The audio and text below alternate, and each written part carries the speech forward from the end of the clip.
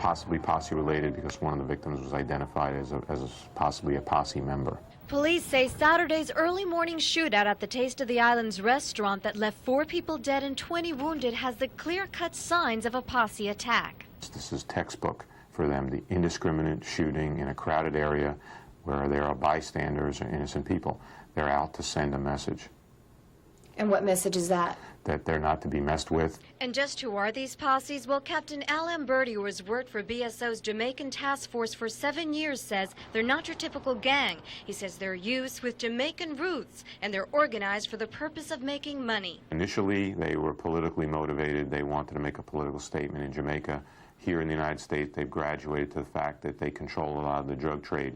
They started with marijuana, graduated to crack cocaine. Lamberti says that about 35% of the crack in Broward is controlled by the posses. The Jamaican gangs are a nationwide problem, but South Florida is the center of their action because of our geographical proximity to Jamaica. In Broward alone, there have been 12 posse-related deaths since 1987 and over 30 wounded, and police say those are only the ones that they have been able to pin on them. The way they dispense violence, not only to accomplish their mission, but also the intimidation factor to discourage any witnesses. Police are saying that regardless of who's responsible for the shooting, they're relying on witnesses who were here that night to come forward. And with few people willing to talk, they say that won't be easy. In North Dade, Marilyn Estevez, Channel 10 Eyewitness.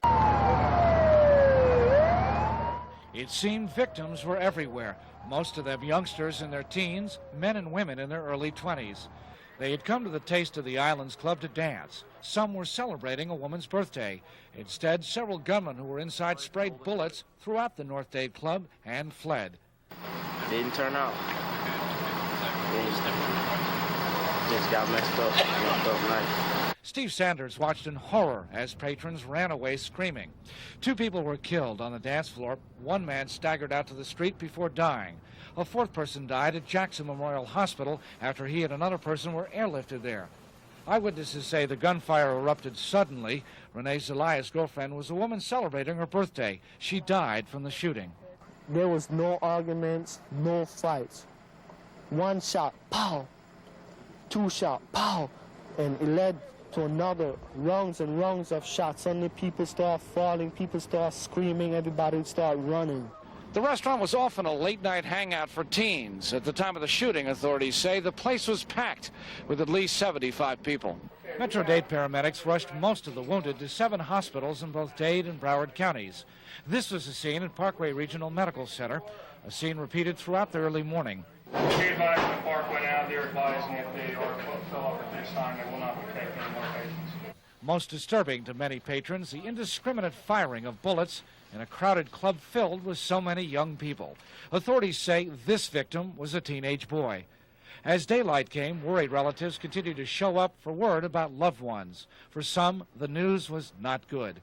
Police are trying to determine if this incident was related to warfare between Jamaican drug gangs known as posses.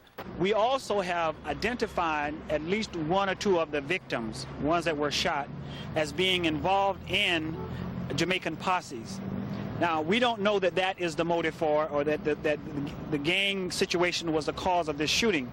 Authorities are not saying tonight if they have any suspects. They have interviewed dozens of witnesses, but one problem is that a number of other people left here without talking to police, and so they're urging them to come forward. In North Dade, Peter Dash, Channel 10 Eyewitness News.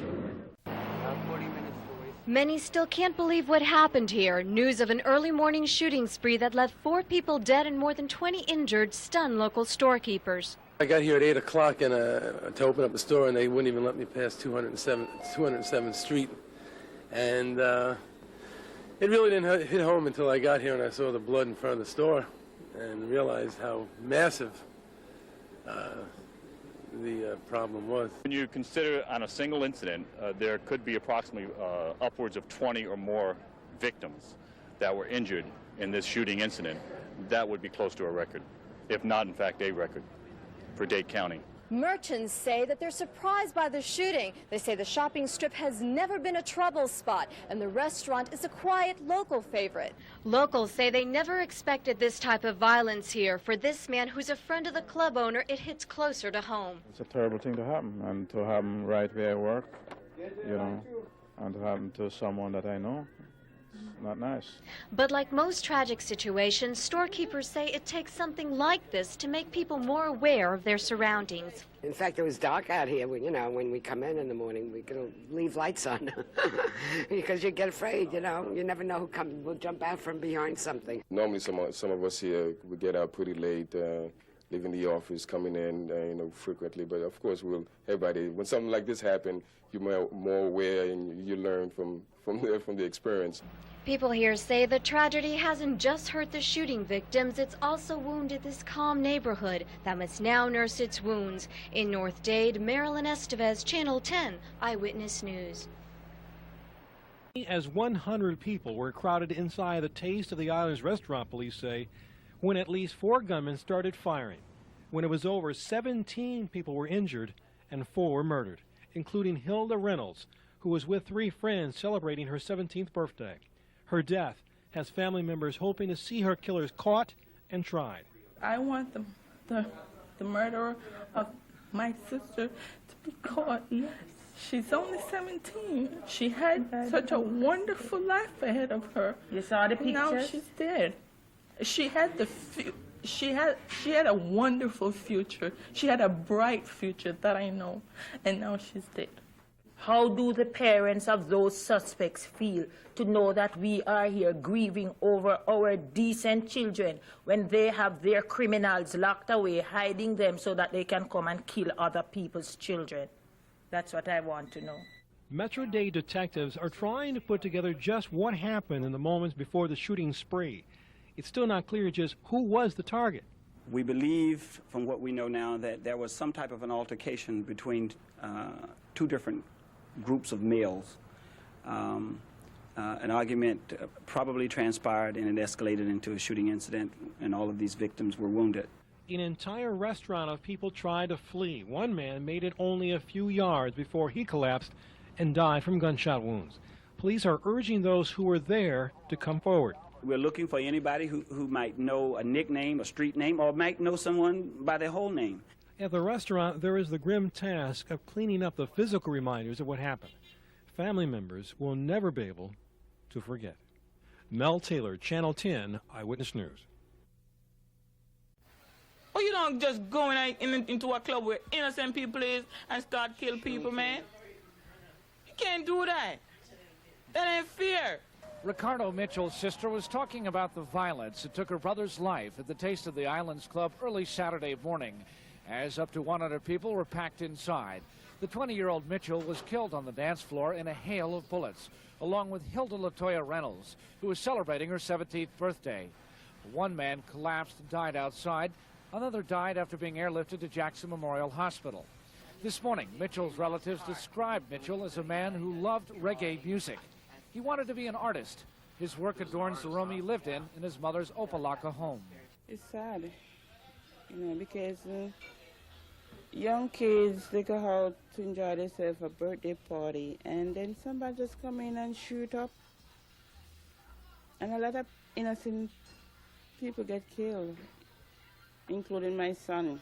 At least 10 Metro Dade police detectives are investigating, along with 2 detectives from the Florida Department of Law Enforcement. Do you think this is related in any way to rival gangs? If not premeditated, just the fact that the people shooting at each other were in posses? Again, all of that is being investigated. Everything that you mentioned is being investigated. We, at this point, just cannot positively say that that's the motive.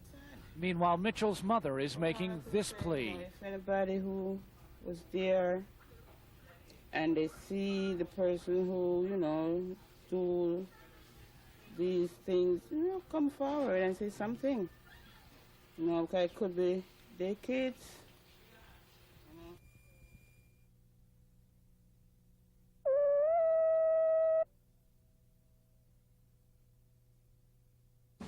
Authorities say 3 people cut down in the shooting spree at the Taste of the Islands restaurant were innocent bystanders, but they're not certain about the 4th victim. He was 26-year-old Christopher Morris, who sources say was a known gang member. He had been arrested 6 times in the past 6 years on a variety of weapons and drug charges, and he recently was convicted of possessing cocaine. Whether he was a specific target in the investigation, of the shooting, I can't get into that right now. When Morris was killed, he may have been violating his probation. He was wearing an electronic bracelet that enables probation officers to monitor where you are. He had been wearing it for 2 months, but his corrections officer recently disconnected it. The corrections department isn't saying why. Police also say one of the 18 wounded was also a gang member, but they are still not saying the incident was gang-related. At Morris's home today, his mother told us her attorney advised her not to talk.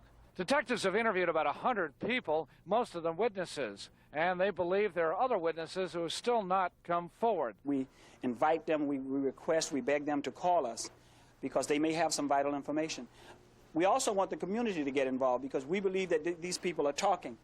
Police do say they're making progress with this investigation, but they're not yet ready to release information about the gunman. They do know there were at least 4 of them. In North Dade, Peter Danch, Channel 10 Eyewitness News.